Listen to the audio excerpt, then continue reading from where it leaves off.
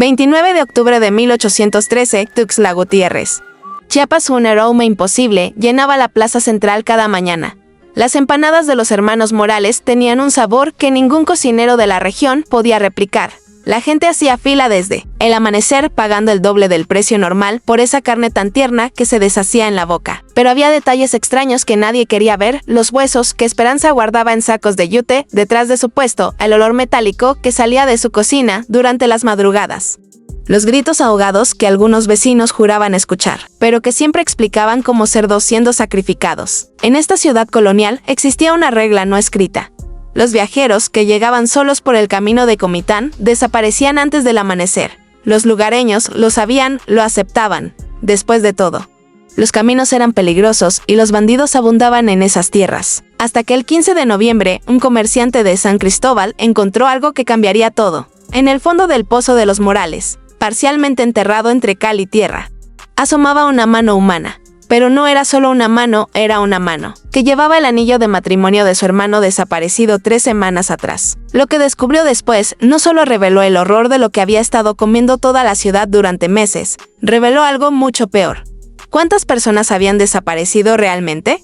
Y por qué los hermanos Morales nunca aparecían. Quedarse sin carne fresca para sus empanadas, incluso en los días cuando no llegaba ganado alguno a Tuxtla Gutiérrez.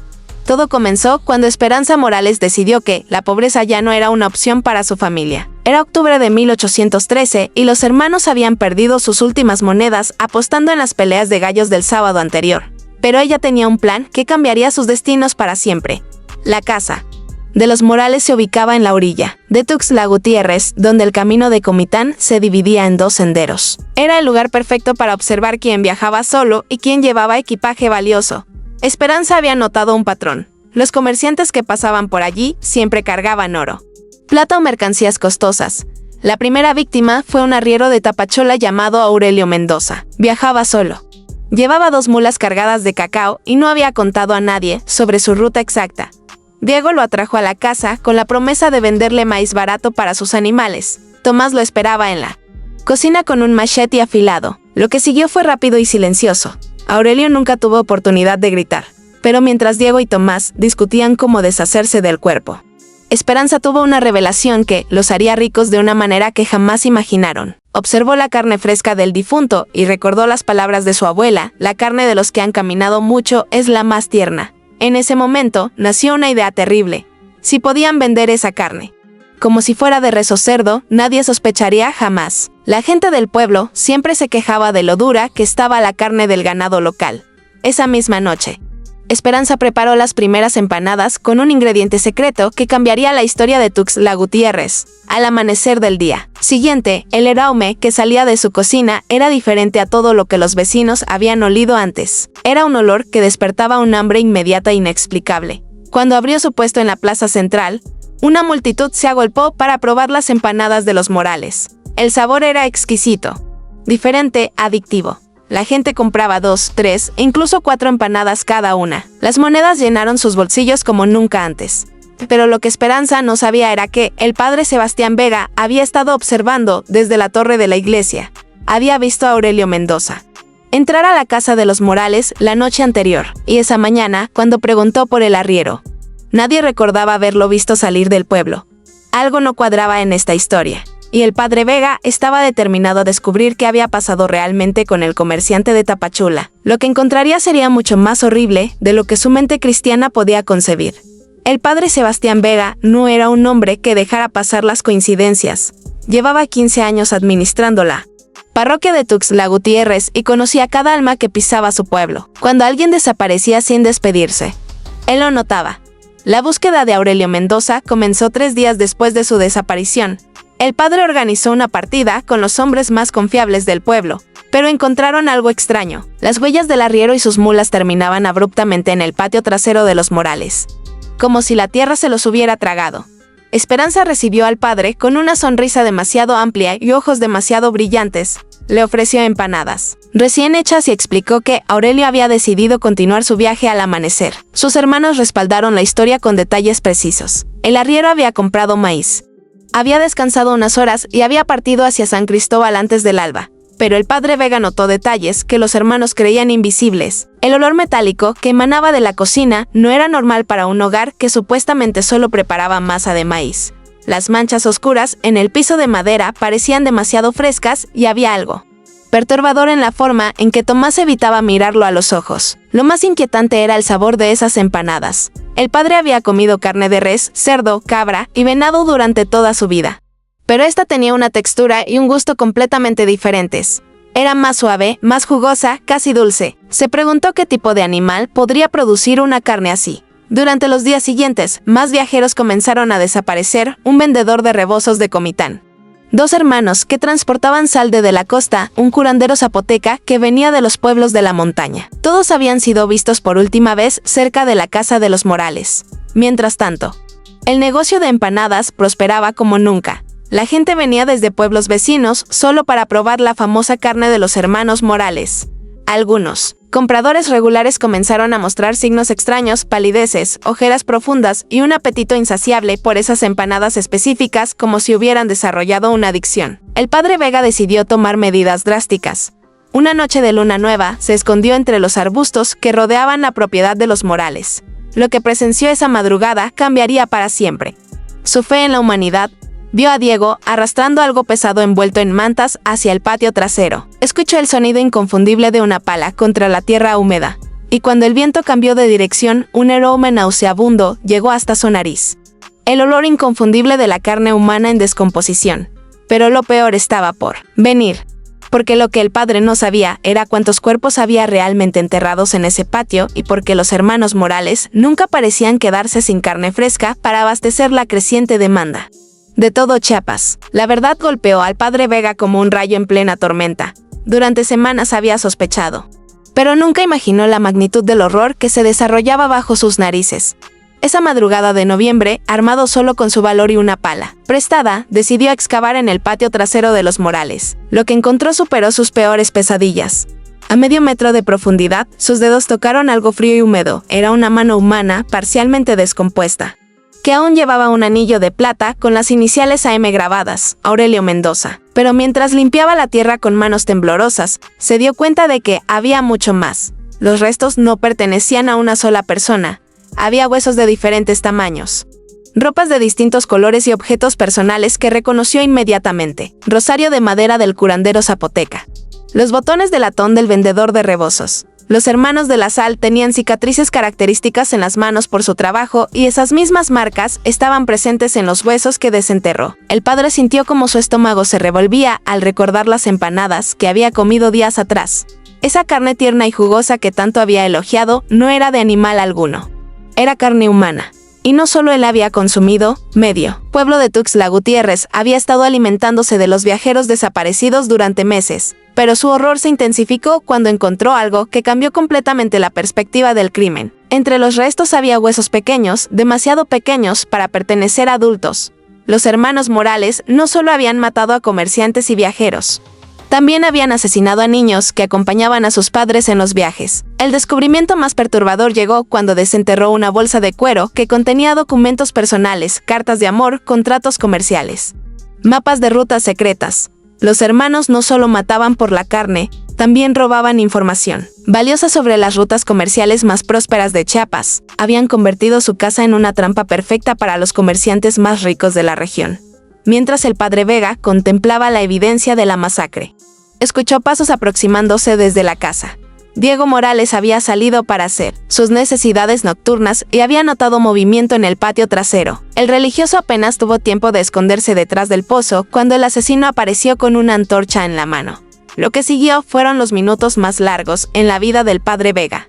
Diego caminó directamente hacia el lugar donde había estado excavando, observó la tierra removida y sonrió con una expresión que helaba la sangre. Era la sonrisa de alguien que había estado esperando este momento durante mucho tiempo. «Padre», murmuró Diego hacia la oscuridad. «Sé que está ahí, sé lo que ha encontrado, pero lo que no sabe es que ya es demasiado tarde para detener lo que hemos puesto en marcha». El asesino se dirigió lentamente hacia el pozo donde se ocultaba el religioso. Y en ese momento, el padre Vega comprendió que había descubierto algo mucho más grande que una simple serie de asesinatos. Los hermanos Morales tenían un plan que iba más allá de vender empanadas de carne humana. El padre Vega cerró los ojos y rezó en silencio mientras Diego se acercaba al pozo. Su corazón latía tan fuerte que temía que el asesino pudiera escucharlo. Pero entonces un milagro inesperado salvó su vida. Esperanza. Gritó desde la casa, llamando a su hermano para que la ayudara con un cliente especial que acababa de llegar. Diego maldijo entre dientes, escupió en dirección al pozo y regresó corriendo hacia la casa. El padre aprovechó esos preciosos segundos para escapar, pero no antes de escuchar algo que le heló la sangre. Voces de hombres discutiendo precios, no por empanadas, sino por carne fresca de la mejor calidad para eventos especiales. Los hermanos Morales no solo vendían empanadas en la plaza, tenían clientes privados que sabían exactamente qué tipo de carne estaban comprando. Había personas en Tuxtla Gutiérrez, gente respetable del pueblo, que participaba conscientemente en el canibalismo. El horror era mucho más profundo de lo que había imaginado. Al día siguiente, el padre Vega observó discretamente quienes visitaban la casa de los Morales durante las horas nocturnas, lo que descubrió destrozó su fe en la humanidad. El alcalde municipal, don Rodrigo Cifuentes, llegó con un carruaje cerrado y se marchó con paquetes envueltos en tela blanca. El doctor del pueblo, Evaristo Solís, intercambió monedas de oro por cortes específicos de carne que Tomás preparaba con cuidado quirúrgico. Pero la revelación más devastadora llegó cuando vio al juez local, don Patricio Herrera, supervisando personalmente la selección de los mejores pedazos para lo que él llamaba la cena de los notables, una reunión secreta donde las familias más poderosas de Chiapas se alimentaban de carne humana como símbolo de estatus y poder. El padre comprendió entonces por qué nunca se habían investigado seriamente las desapariciones. Las autoridades no solo conocían los crímenes, eran los mejores clientes de los hermanos Morales. Habían creado una red de canibalismo que involucraba a toda la élite Rigen, usando a los viajeros pobres como ganado humano para sus banquetes macabros. Esa noche, mientras preparaba las pruebas para denunciar los crímenes ante las autoridades de San Cristóbal, el padre Vega recibió una visita inesperada. Esperanza Morales tocó a su puerta con una sonrisa dulce y una canasta llena de empanadas humeantes. «Padre», le dijo con voz melosa, «he notado que últimamente no viene a comprar nuestras empanadas. ¿Acaso ya no le gustan? Sería una lástima que perdiera el apetito por la mejor carne de todo Chiapas». Sus palabras eran una amenaza velada. Los hermanos sabían que había descubierto su secreto, pero también sabían que él había comido carne humana sin saberlo. En la moral católica de la época, eso lo convertía en cómplice involuntario de los crímenes. Si los denunciaba, también tendría que confesar su propia participación en el canibalismo. Esperanza depositó la canasta en sus manos y agregó: «Mañana tendremos carne muy fresca, padre. Un comerciante joven y tierno que viene desde Guatemala. Sus empanadas estarán listas para la misa de domingo». Mientras se alejaba, el religioso comprendió que había caído en una trampa diabólica. Los hermanos no solo mataban por dinero, habían diseñado un sistema perfecto de chantaje y complicidad que involucraba a toda la comunidad. Y él era la siguiente víctima de su red de horror. El padre Vega pasó la noche en vela, sabiendo que su vida pendía de un hilo. Al amanecer del 15 de noviembre, tomó la decisión más valiente de su carrera religiosa. Escaparía a San Cristóbal para denunciar los crímenes, aunque eso significara confesar su propia participación involuntaria en el canibalismo. Pero cuando se preparaba para partir, descubrió que los hermanos Morales se le habían adelantado. Su caballo había desaparecido del establo de la iglesia. Las ruedas de su carreta estaban rotas. Incluso sus botas de viaje habían sido robadas durante la madrugada. Los asesinos lo habían atrapado en Tuxtla Gutiérrez sin posibilidad de escape. Desesperado, el padre decidió recurrir a la única arma que le quedaba. Su púlpito, durante la misa dominical, reuniría a toda la congregación y revelaría la verdad sobre los hermanos Morales. Si iba a morir, al menos salvaría las vidas de los futuros viajeros que pasaran por el pueblo. Pero cuando llegó el domingo y subió al altar de la iglesia, se encontró con una sorpresa que destrozó sus últimas esperanzas. Entre los fieles que llenaban los bancos estaban todas las autoridades del pueblo, el alcalde y Fuentes, el doctor Solís, el juez Herrera, y todos ellos lo observaban con sonrisas que conocían perfectamente su secreto. El padre comprendió entonces que estaba completamente solo. No había autoridad a la cual recurrir, no había justicia que impartir. La corrupción había infectado cada nivel de poder en Tuxtla Gutiérrez. Incluso algunos de los feligreses más devotos participaban conscientemente en los banquetes de carne humana. En medio de su sermón sobre los pecados de la gula, el padre Vega notó algo que le heló la sangre. En la última fila de la iglesia estaba sentado un joven comerciante que no conocía. Era delgado, bien vestido y llevaba alforjas de cuero que evidenciaban un largo viaje. El hombre que Esperanza había mencionado la noche anterior.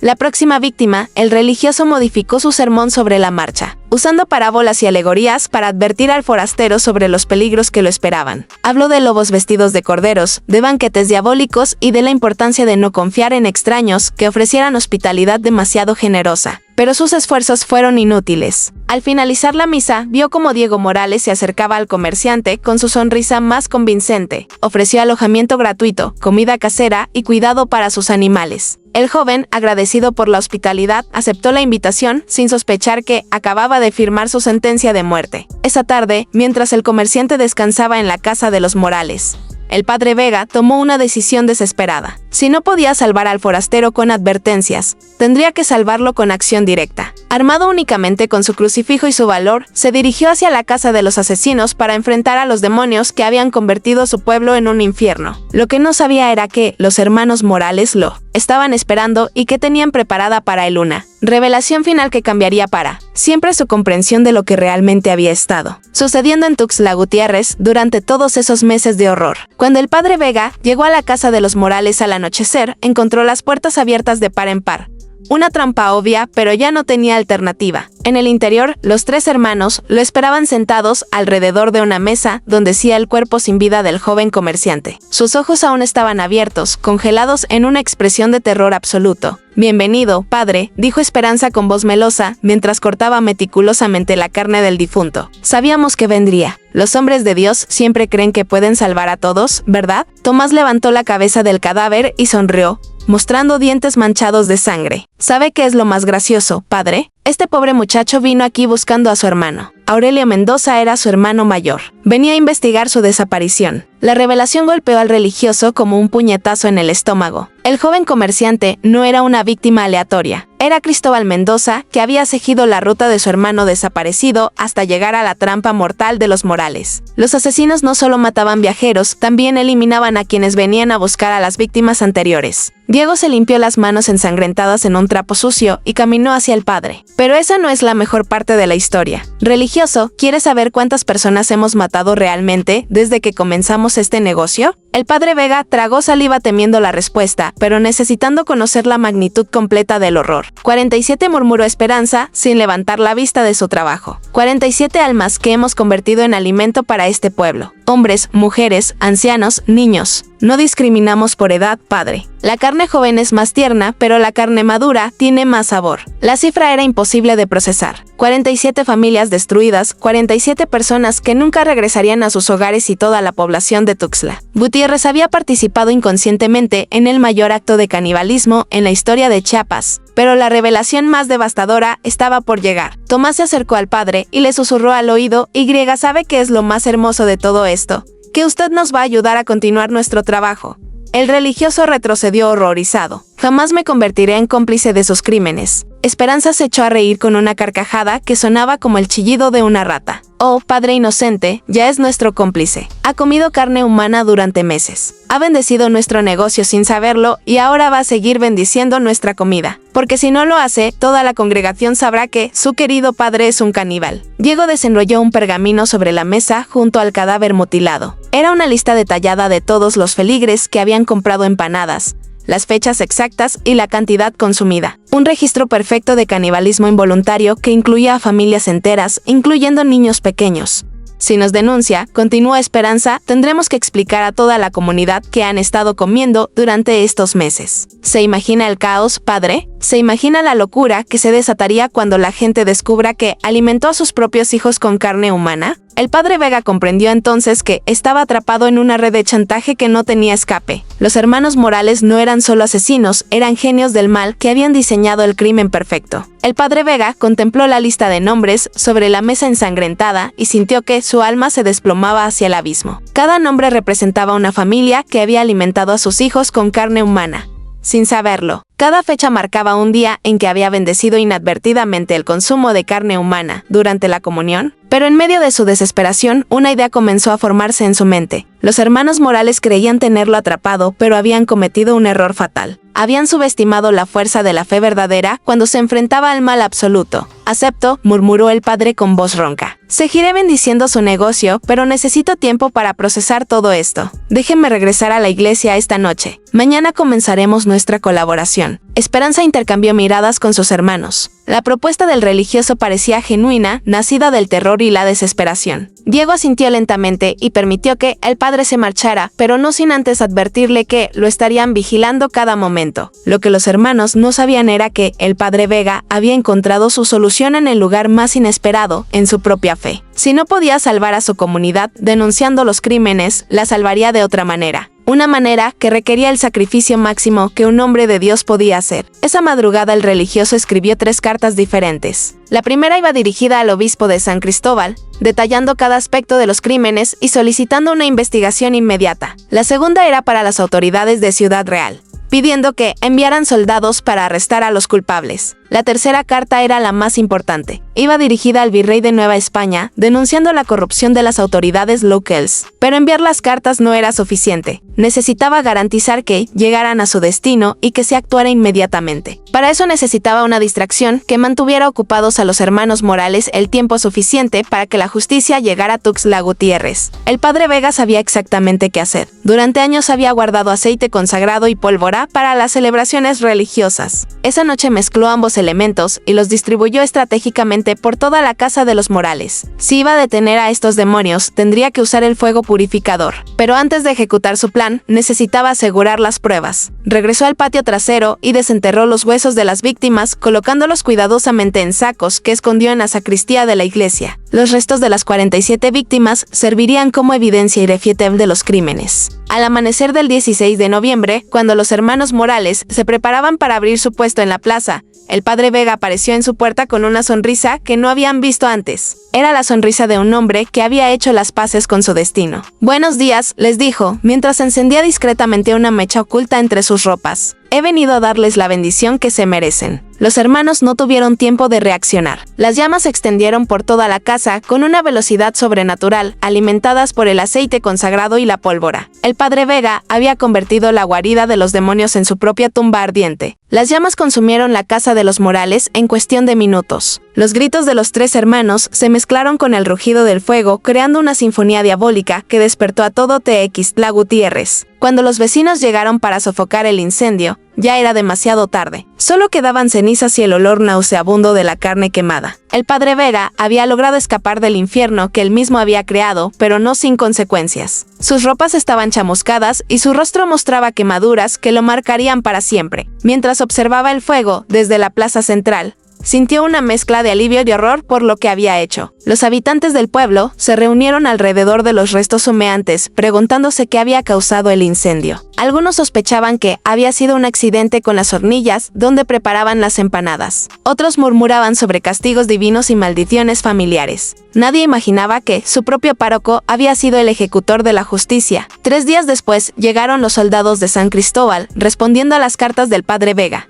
Con ellos venía el obispo Martínez de la Torre, un hombre severo que había servido en la Inquisición y conocía bien los rostros del mal. Cuando el religioso les mostró los huesos enterrados en la sacristía, el horror en sus rostros confirmó que nunca habían visto algo similar. La investigación oficial reveló la magnitud completa de los crímenes. Los soldados encontraron entre las cenizas fragmentos de huesos humanos, herramientas de carnicería y restos de documentos que confirmaban la red de complicidad entre las autoridades locales. El alcalde Cifuentes, el doctor Solís y el juez Herrera fueron arrestados inmediatamente y trasladados a Ciudad Real para ser juzgados por canibalismo y complicidad en asesinato. Pero la justicia terrenal no fue suficiente para sanar las heridas de Tuxtla Gutiérrez. Cuando la población descubrió que había estado consumiendo carne humana durante meses, muchas familias cayeron en la locura. Algunos padres no pudieron soportar la culpa de haber alimentado a sus hijos con los restos de otros seres humanos. El pueblo entero necesitó años de exorcismos y penitencias para purgar el mal que había infectado sus almas. El padre Sebastián Vega nunca se recuperó completamente de la experiencia. Las quemaduras en su rostro sanaron, pero las cicatrices en su alma permanecieron abiertas hasta el día de su muerte. Fue trasladado a un monasterio en Oaxaca, donde pasó sus últimos años escribiendo un relato detallado de los eventos para advertir a las futuras generaciones sobre los peligros del mal absoluto. Los restos de las 47 víctimas fueron enterrados en una fosa común en el cementerio de la iglesia.